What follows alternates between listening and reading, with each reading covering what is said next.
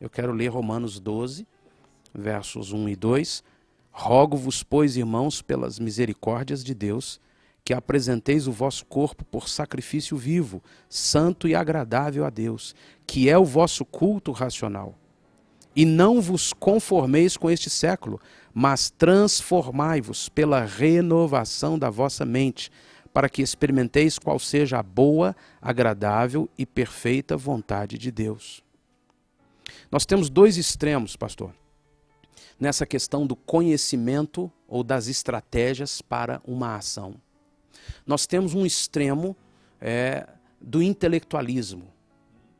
Uma faculdade, um seminário, um curso, um diploma, que gera um intelectualismo, um conhecimento frio, fatal da letra. Temos o outro extremo das pessoas sem conhecimento e algumas sem conhecimento e cheias de carisma. Então, a manifestação bonita, emocional, às vezes até travestida de dons, de falar em línguas, de rompantes religiosos que move a massa, mas lá no fundo, nenhum conhecimento. Como é que nós podemos cuidar desta questão da nossa ação ministerial? No estudo, no conhecimento, como está falando Paulo aqui aos Romanos, como Pedro diz que todas as coisas nos foram dadas pelo conhecimento. Como Deus diz lá no Velho Testamento, tu inculcarás a teus filhos andando, deitando. Como é que nós podemos buscar isso aqui? Não apenas dessa forma equilibrada, porque isso talvez seria ainda uma forma humana, mas dessa forma bíblica. Ungida, guiada pelo Espírito Santo. Eu quero me aprofundar em conhecimento, como a sugestão, livros, eu quero ver os DVDs, eu quero me encher de algo que me constrói, segundo a Bíblia, mas eu não quero também ir para o outro extremo do intelectualismo, de achar que é esse conhecimento que tem poder. O que podemos fazer na nossa vida diária como igreja do Senhor? Uma das maneiras que tem sido muito eficaz no estado de Paraíba, Pernambuco e Rio Grande do Norte, é o trabalho da Juvep. Juvep começou com uma simples ideia de levar alguns jovens de João Pessoa para o interior, para uma cidade que não tem nenhum trabalho evangélico, evangelizar de casa em casa e voltar para casa. Durante as férias fariam isso. Mas a coisa começou a crescer, especialmente depois da primeira tentativa de abrir uma igreja em Diamantina. Eles chegaram lá e o povo diz, olha, o seu Deus, não era o Deus dele, seu Deus pode mandar chuva, porque aqui não chove em 3 anos. E a gente estava definhando, claro, em uma área muito necessitada. Diz, vamos pedir. Eles não falaram, não prometeram nada, assim, mas vamos pedir. Então eles pararam de evangelizar, começaram a rogar ao Senhor. E sabe o que aconteceu? Umas horas depois, caiu uma tromba de água sobre aquela cidade. Uma marca tão clara do poder de Deus e que Ele escuta a oração, que Ele é o Deus vivo, que eles, os envolvidos que oraram, ficaram comprometidos, né? É uma maneira em que conhecimento, que Deus tem poder, e ao mesmo tempo ver esse poder demonstrada e levar 120 pessoas a Cristo numa cidade que não tinha crente antes, né? E abrir uma igreja, deu um impulso para aquele trabalho chegar onde está hoje, né? E uma igreja de New Jersey, onde estive agora uns dias atrás, de Elizabeth, está mandando pela segunda vez uma turma para um dos que se formou, ou pelo menos tem contato com a Juvep, em Afuã, na ilha de Marajó. E eles estão absolutamente empolgados, aqueles jovens americanos, nasceram na América, estão vendo a maravilha de um lugar tão pobre, tão necessitado, que não tem nada, né? E como o evangelho está pegando fogo naquele lugar, eles estão indo para a segunda vez e estão sendo influenciados. Portanto, contatos como esses têm dado certo. São ações reais, concretas e que frutificam. Que incluem conhecimento. Eles têm grupos pequenos, eles têm pregação da palavra, tudo, mas também tem ação concreta em que eles podem ver o seu conhecimento colocado em prática. E não são duas vertentes paralelas, conhecimento e unção do Espírito. São duas coisas que compõem uma só ação de Deus. Uma realidade. A mudança do caráter na intimidade com o Senhor, o enchimento de amor, o derramar de poder e o conhecimento de Deus, ou de qualquer ciência ou estratégia que Deus queira usar em um determinado lugar. E o nosso desafio, o nosso desejo, a expectativa do nosso coração, e que é o nosso desafio nessa conferência, é realmente fazer com que alguns, pelo menos, se despertem para esta verdade de que não adianta eu querer ser um líder só, cheio de carismas. E, geralmente, de carismas naturais. Eu preciso ser um líder cheio do conhecimento, tanto o conhecimento da palavra, logos, como o conhecimento experimental, que é do rema, da palavra vivificada. E é isso que nós estamos ministrando nessa conferência, nessa entrevista, para que realmente nós vejamos crescimento entre nós, entre os líderes, entre os irmãos, entre aqueles que estão começando a vida no Evangelho, um crescimento real de intimidade com o Senhor, do amor do Senhor, do poder do Senhor para ações efetivas. Bem. Isso nos leva a esse último tópico, que é a frutificação. E eu queria abordar uma única questão na frutificação, irmão. A palavra do Senhor diz que pelos frutos conhecereis. Eu conheço uma árvore pelos frutos. Eu conheço um verdadeiro cristão se ele gera cristãos. Mas há uma questão que é nós geralmente falamos muito do que fazemos. Nós podemos afirmar com dor no coração e com intrepidez que grande parte, se não a maioria, dos ministérios e dos nomes que nós conhecemos no nosso meio evangélico estão cuidando de proclamar muito bem, com todos os recursos modernos, o que eles fazem. E nós aqui, eu aqui, corro esse risco em todo o tempo de me gastar para anunciar, para que as pessoas vejam o quanto nós somos bons, o quanto nós fazemos isso, fazemos aquilo outro. Mas nessa área da frutificação, nós queremos trazer de Deus uma convicção, uma transformação de que a maior importância está em dizer, em testemunhar o que aconteceu com as vidas através do que nós fizemos. Fomos a tal cidade, evangelizamos 1 milhão de pessoas, cantamos para mais 15 milhões de pessoas, fizemos isso, aquilo, outro em qualquer lugar desse mundo, mas isso não é importante. Importante é dizer, depois disso, colhemos este fruto. Aquela vida experimentou isso. Porque é fácil eu dizer que eu reuni 1 milhão de pessoas na praça, que a minha igreja contribui com 500 missionários, que o nosso ministério fez isso e fez aquilo. Mas não é fácil dizer, lá tem o José. O José vivia assim. E o José passou a viver desta forma porque o evangelho entrou, isso aconteceu na vida dele, aconteceu isso naquela sociedade, aconteceu aquilo naquela cidadezinha. E nós queremos proclamar que nessa área da frutificação, nós vamos ver como testemunho vivo o que aconteceu em cada vida. Pode ser uma só vida. Vale mais do que anunciar que tivemos 1 milhão de assistentes. Então eu queria que o irmão desse uma palavra a nós sobre essa visão de frutificação, segundo o próprio ministério de Jesus.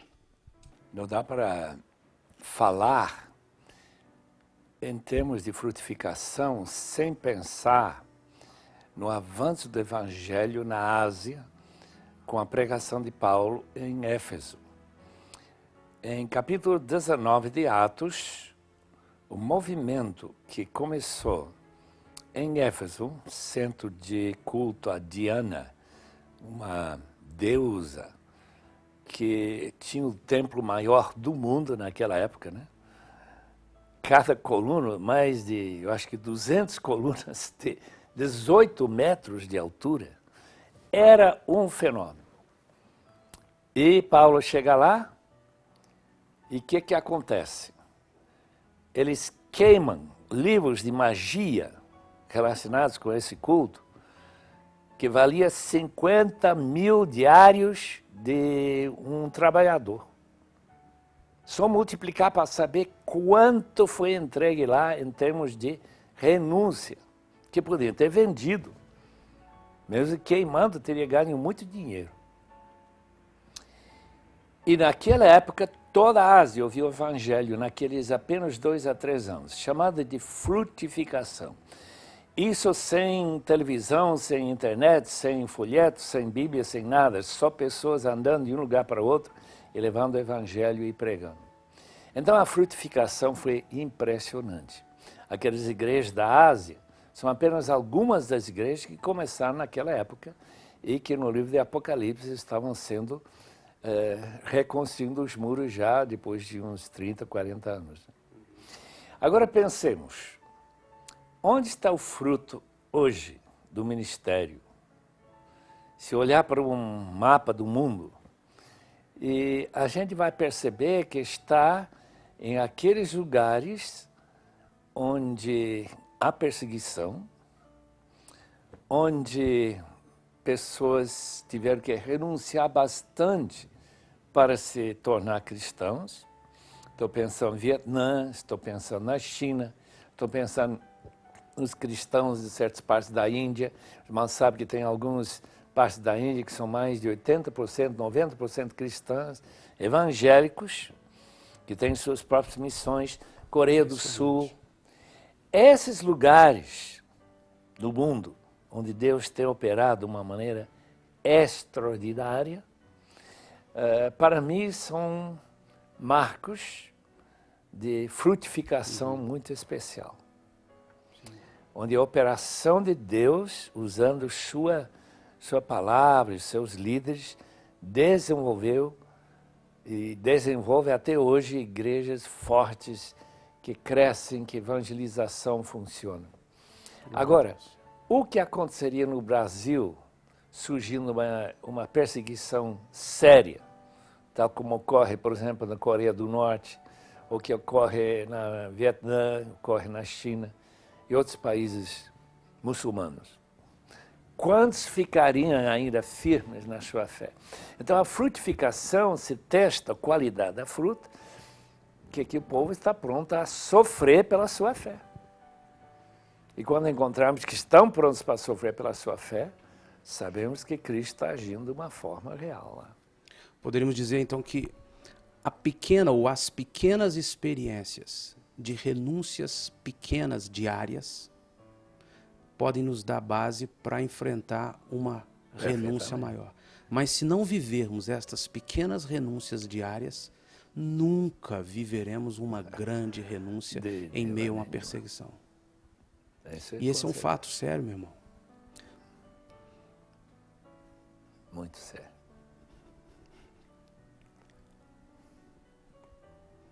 Como igreja, nós vivemos uma fantasia. E nós nomeamos como frutos as coisas que nós conseguimos no poder da alma, no poder do capitalismo. E o nosso desejo é imensamente que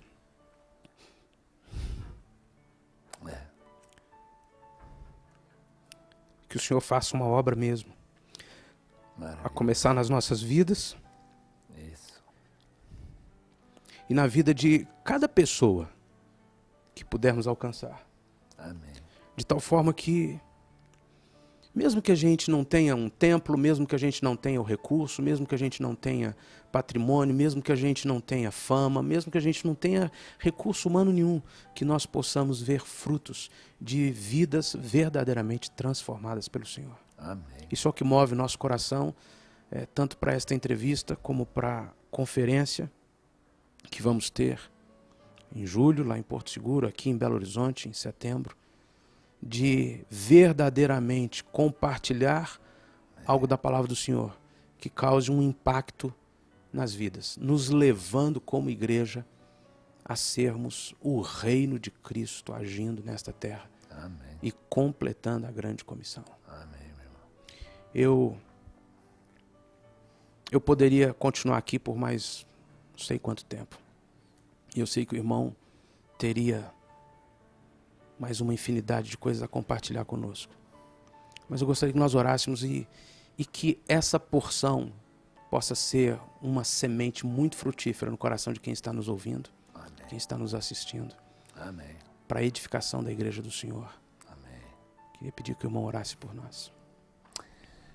Ó Deus, sabemos que sem Teu poder, sem Teu Espírito agindo, sem Tua palavra sendo pregada com qualidade e com vida a sustentar essa palavra, o avanço do Evangelho é de fato algo como uma bolha que vai arrebentar e não vai dar em muita coisa, ou talvez até nada. Portanto, rogamos que nossos telespectadores, amigos, pessoas que vão frequentar essas reuniões e congressos, oh Deus, nosso pedido é que Tua graça, Senhor, se manifeste de uma maneira transformadora. Que os líderes, que os pastores, aqueles que estão ouvindo a nossa voz, possam ouvir a voz de Deus, Amém. a chamá-los como os discípulos, a deixar suas redes, deixar seus barcos e deixar até suas famílias para servir Amém. ao nosso grande e maravilhoso Senhor. Oh Deus, muito obrigado pela iniciativa que tem dado fruto, graças a Deus. E nós julgamos Amém, que Senhor com Jesus. sabedoria, com conhecimento, Amém, com Senhor. intimidade com Deus, com verdadeiro amor de Deus no coração, esse trabalho possa avançar para a Tua glória, Senhor. Amém, Senhor. Em nome de Jesus Cristo. Amém. Amém, Senhor Jesus. Amém, Senhor. Amém. Muito obrigado, meu irmão. Muito obrigado. Prazer, privilégio. Amém. O irmão gostaria de falar por que a Bíblia tem o nome Shed? Porque, segundo Alan, há 15 anos atrás, precisa de um esquema de marketing. Era totalmente capitalista. Estava investindo muito dinheiro para reformular a Bíblia Vida Nova. Sim. Que para mim era a Bíblia ideal no sentido que tinha muito mais material do que essa aí. Então eles refizeram, porque eu saí da Vida Nova em 91. Não tinha mais influências lá. E quando eu disse, olha, não vamos colocar minha Bíblia, meu nome na Bíblia. Não, vamos colocar assim. Diz, não pode. E lá aparece. Seu nome. E não somente aqui embaixo, assim, né? Com esse tamanho, a gente fica absolutamente pasmado.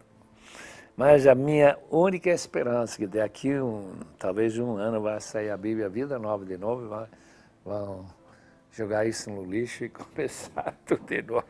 Bem, fora a questão aí tão humana, tão terrena, da preocupação que tiveram lá, que nós sabemos que não é a sua, ela acaba se tornando uma referência de uma ferramenta de estudo. E o que o irmão poderia destacar como uma das características desta Bíblia que mais ajuda a quem quer estudar a Bíblia? As notas tiveram intenção não somente de explicar brevemente alguns textos, mas também para incluir pequenos esboços expositivos. E algumas pessoas têm falado que tem sido uma bênção, uma ajuda, aqueles esboços. Para mim, o que era mais importante era a Bíblia Vida Nova com as margens que resumem os versículos, o que está no versículo, e coloque isto em ordem para a gente poder buscar o que a Bíblia ensina sobre 4.000 tópicos. Isso eu achava mais importante e valioso. Tiraram e colocaram uma pequena concordância, algumas outras notas aqui atrás, mas em termos de valor daqui se perdeu. Não é comparável, né? Mas nós louvamos a Deus pela sua vida, pelo que todo esse material tem representado para milhares, milhões de pessoas, né? E obrigado pela sua simplicidade, o seu coração estar aqui conosco. Amém, Deus irmão. te abençoe Obrigado. cada dia mais. Amém. Glória a Deus. Eu convido você a participar comigo, com a minha esposa, com o Azaf Borba e muitos outros irmãos do Congresso de Adoração em Jerusalém. Serão dias maravilhosos em Israel. Estudaremos verdades bíblicas nos lugares por onde Jesus passou e onde tantas histórias bíblicas aconteceram. É imperdível. Você nunca mais será o mesmo. Você nunca mais verá o cristianismo do mesmo jeito. Milhares de pessoas em todo o mundo sobem a Jerusalém todos os anos para adorar a Jesus. Você será um deles. Congresso de Adoração em Jerusalém, Caravana à Terra Santa, dias 17 a 28 de outubro deste ano de 2010. Ligue para a Gestur, faça sua inscrição, você será tremendamente abençoado. Entre no site e acompanhe os preparativos desta caravana e do congresso. Será uma alegria viajar com você para Jerusalém, visitarmos a terra de Israel e juntos participarmos do Congresso de Adoração em Jerusalém.